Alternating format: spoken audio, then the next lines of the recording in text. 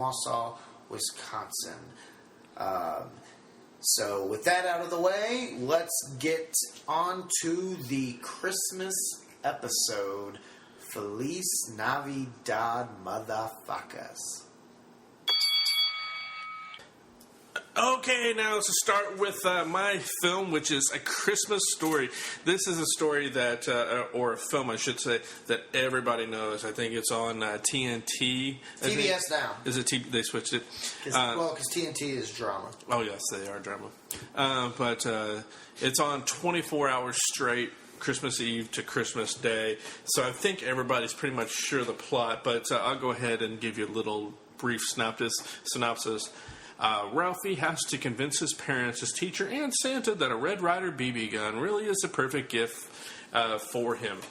Actually, it says 1940s, but that makes sense. But anyway, this is about Ralphie, who, as it said, is a boy who's all he wants for Christmas is a Red Ryder BB gun. Now, we've all been kids, and we all, when we were kids, had that present that we really wanted, even though the adults in our lives may or may not have listened to what we wanted, but that was all we wanted, all we dreamed of. And this is that story. This is the story of that boy that wanted that Red Ryder BB gun, and he didn't want anything else. Nothing else mattered. And this is that story. It stars Darren McGavin as his dad, who is hilarious as the old man, as he's named in the film. Melinda Dillon plays his mother. Actually, Ralph is played by Peter Billingsley, who most recently was in the Christmas movie, Elf. He was one of the head elves, if you didn't know that. He was also on Vince Vaughn's Wild 40-Day whatever. Yeah, he movie, right? Like, yeah. he go on the road, which is weird. But yeah, and it is weird, but he and I guess him and Vince Vaughn are friends. Just imagine Ralphie doing coke.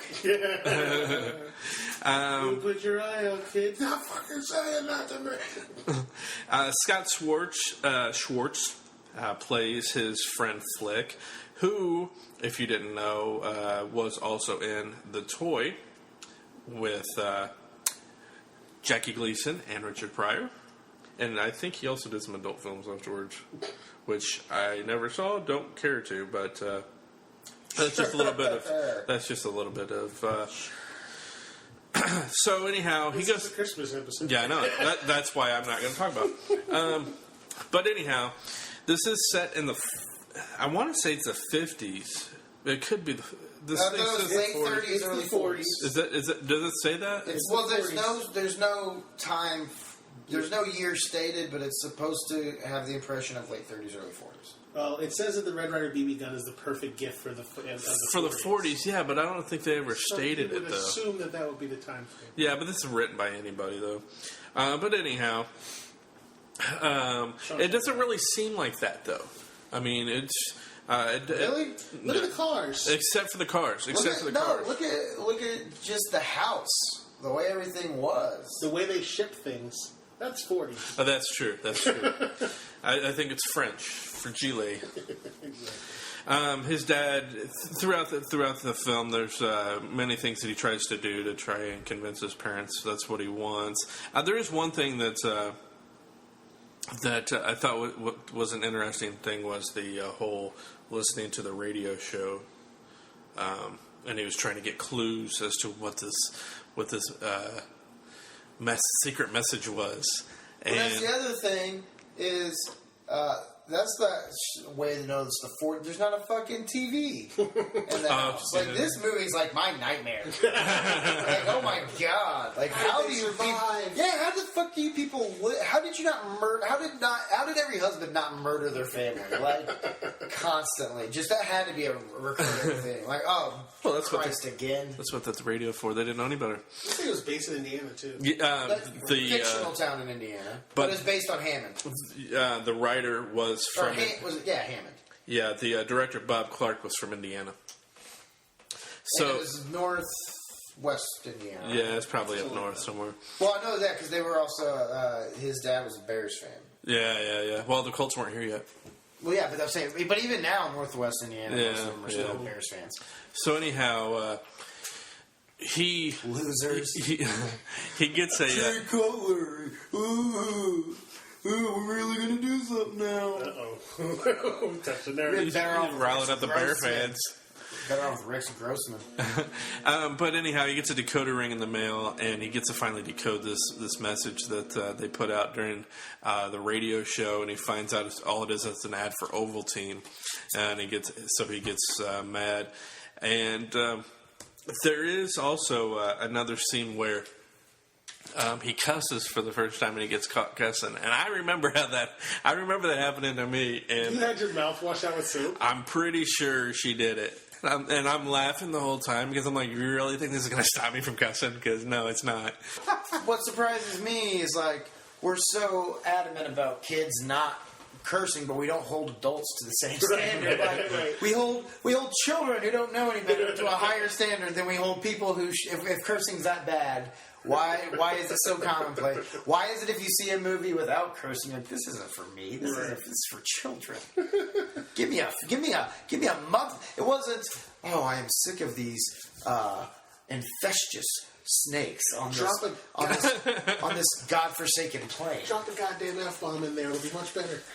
One of my favorite scenes in the movie is when his dad wins an award, and he knows he's won the award, and that his company, his work is sending him this great reward. Like, he thinks it's going to be a trophy or something, and all it is a leg lamp. It's a leg. It's a major prize. And then it hits him. He's just like, but the whole introduction of the leg lamp. Then he goes outside just to watch it. And he's like, all right, turn the light on. And the neighbors all come around, because back then that was porn. Yeah, I mean, that was porn. A fish-headed leg. Come on. Yeah, that's way too sexy. That's the equivalent today of somebody having, like, a lamp of that Kim Kardashian picture. Just around. The one that they keep putting on everything. Yeah, just putting it in the window. Snow blowers, coffee makers. Just putting it in the window. It's a brown light. Which I might say is actually one of the funniest things I've seen online these days. Kanye West comes in and turns off all your other lights. Hey, look here, lamps. I'm going to let you finish, but my girl Kim got the brightest bulbs in the planet. Because I'm a genius. But another iconic scene from the film is when they're out at recess, and what's his name? Flick is double dog dared to stick his tongue. Triple dog. Oh, is it? And actually, the one kid who I thought was the funniest kid in the movie actually showed bad etiquette by skipping the triple dare and going straight to the triple dog dare. And he sticks his tongue to is it a flagpole? Flagpole. Okay, yeah. And we know more in this movie than you. We're filling in the gaps where you like all of well, you're not letting me. You're not giving me a chance. But he sticks his tongue to the flagpole, and he's stuck there, and everybody's afraid to say anything because they don't want to get in trouble, so they just leave him out there, and he's stuck out there the whole time yelling. Which brings me to a good point. There was so much screaming children in this movie. Like, it was just constant, just children crying. It's like a snuff film, is what it felt like halfway through. I started to feel a little gross and uncomfortable. Because it's just over and over. It was the kid, his brother, when she was wrapping him up, and the coats, which, by the way, anytime my daughter puts on her winter coat, she'll immediately stand there and go, hey daddy, I can't put my arms down. Daddy, I can't put my arms down. Look. And I'm like, oh really? And then I put them down. I'm like, yeah, there they are. After I hit her with a hammer. Keep them in line. Yeah, gotta go. Well, there are two. Adrian Peterson on them sometimes. You know? Steer them right. I don't hit my child, by the way. Please don't call CPS. I don't. There are two antagonists in the film who give our hero Ralphie a bit of a hard time throughout the film, and mainly through school. And if Ralphie gets so fed up with these kids, and we've all been in that situation, I think, where the bully just thinks he's so cool, but nobody wants to do anything. Everybody's too scared to do anything, and he finally just starts beating the crap out of him, and then he's like the big hero. Well, did you notice what they played whenever he came around? What? It was the song from Peter and the Wolf. The Wolf song. Na na Na na na na na na na. Oh yeah. Is that oboe low? Yeah. Like that's the thing. It's basically just a bunch of old classical music, just strung together. Like this is what I think about this movie, and this is what I question as to whether it's really that, because it kind of bombed in the theaters when it came out. It wasn't a big hit. It wasn't an iconic movie when it came out. People weren't excited to go see it. It wasn't a hit until Turner bought the rights and then started showing it every Thanksgiving to start off the holiday television season. So is it really that iconic and that good of a Christmas movie, or is it just a Christmas movie that's been shoved in our face and shoved down our throat so much that our generation, who was young when they started doing this, has always associated Christmas with this movie, that Turner basically started doing this because it's like, oh, now we own the movie, we don't have to pay for anything. So it's free it's free. They just collect advertising. It's house money. So is it that great of a movie, or is it something that we've been forced to assume is a great movie? How is Ernest done? Does it? I don't think as far as this movie goes. Yeah, they may have bought it and then started feeding it out more more often than what people would have normally seen it. But that's because of that. People's love for the film has grown. I think they've become used to it. It's become part of their Christmas. I know we get up in the morning on Christmas morning, and I end up turning the TV on, and it's on, and I keep it on there for part of the morning. And it may be in the background. I may end up sitting there watching it. But I think it is a part of Christmas. I think it's part of, between that and Christmas Vacation, those are two movies that, and Elf now even too, those are the Christmas movies everybody wants to watch because everybody likes them. Just because it started off slow and not many people saw it doesn't make it a not good film. Doesn't make it not a good Christmas movie. But I'm also saying, like, it's a Christmas movie. It's called A Christmas Story. Mm-hmm. But there's no Santa. There's no reindeer. There is Santa. Elves. There's a shitty fake Santa at the mall who's a dick. There's no sense of wonder or magic through the movie. And even the big payoff when, like, you know what this movie is? This movie's a monkey's paw. You know, you make a wish, and it grants you the wish, and then fucks you in the ass with that same wish. What happens when Ralphie gets his precious Red Ryder BB gun? He shot himself. Yeah. Well, actually, it was the. What's it? Yeah. Well, he and then he tells his mom that it was an icicle that fell down. So yeah, and then which also is another iconic scene there right before that with the bunny suit. Yeah, well, but see, there you go. There you just brought it up. Iconic. The iconic bunny scene, the tongue to the flagpole. But again, finish. The leg lamp. They're selling leg lamps in stores. You can buy them as actual lamps. You can buy them even smaller versions. There's so much in this that everybody knows. There's lines from the movie that everybody can quote. It's one of the best Christmas movies. That's just nostalgia, though.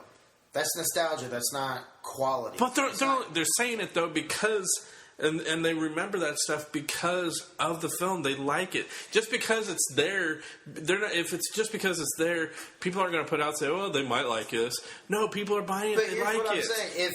If Turner had bought Ernest instead of A Christmas Story, we'd be flipping this argument and having that conversation about how every year everybody remembers Ernest. That classic scene when Ernest dresses up like the prison warden and Harmony dresses up like the creepy schoolgirl. We would all be talking about that iconic scene and how how Christmas Sleigh is. They would have made a Christmas Sleigh movie based on that Ernest scene. So at the end of the day, you may have had the better marketing, but when we're looking at actual Christmas movies, Ernest Saves Christmas. There would have been no Christmas Story had Ernest not saved it to begin with. Even though this took place before those events. Well, we can debate that all we want all night. Yeah. I mean, we'll have to agree to disagree on that. But no, Ernest was a Christmas movie. There was Santa, there were elves, there was magic, it was